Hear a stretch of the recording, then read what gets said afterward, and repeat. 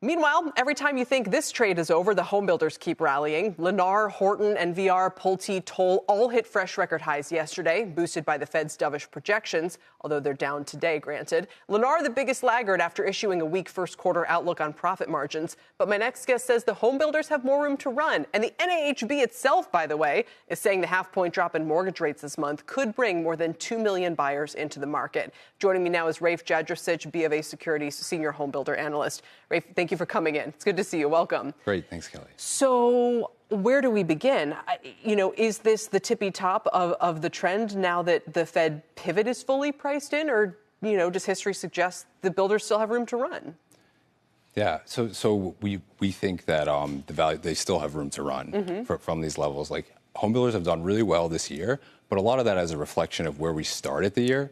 The valuations were really depressed. Yeah. We started the year, a lot of the home builders were trading at 1 times their book value. Right. If you look at the increase of the stock prices this year, that's still putting us in the range of where they've traded historically, only really slightly above the long-term average. Where are we on valuation, book value, for instance, now versus historicals? Yeah, so the long-term average is probably around 1.6 times.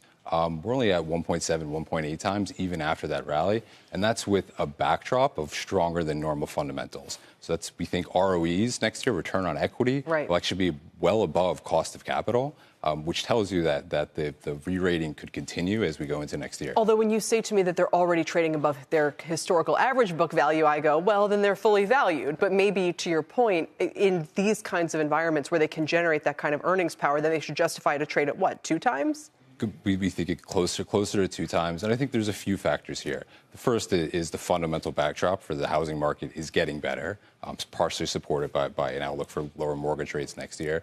The second is a lot of the home builders have shifted more and more of their business towards an asset-light model where they're generating a lot more cash. They're getting rid of land, stuff like that? Right. They're buying land through option contracts, which increases their return on equity and then cash flow. That's freeing up cash that they can use to return to shareholders. And then we're going into next year again.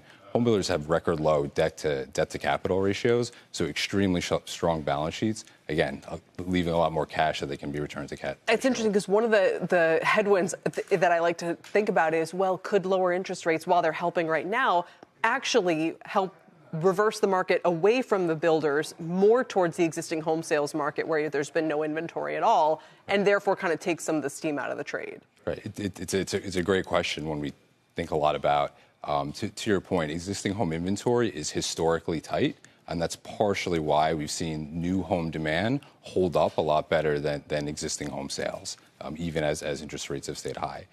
Our view is that the incremental supply that potentially gets created from people listing their houses to take advantage of lower mortgage rates gets more than offset by lower demand, but by higher demand. A good example would be just every 100 basis points decline that we see in mortgage rates increases or lowers the potential mortgage payment by $300 for the average prospective home buyer. Interesting. So you're going to have more renters that are going to enter the housing market as rates come down. So more demand than the actual incremental supply that's coming on. And so you kind of look at them favorably as a group, but are there any in particular that if people want to say, well, I don't know about the group, but maybe give me 1 or 2 you think could especially outperform? Yeah, the 2 that stand out to us would be, the first is Pulte Group.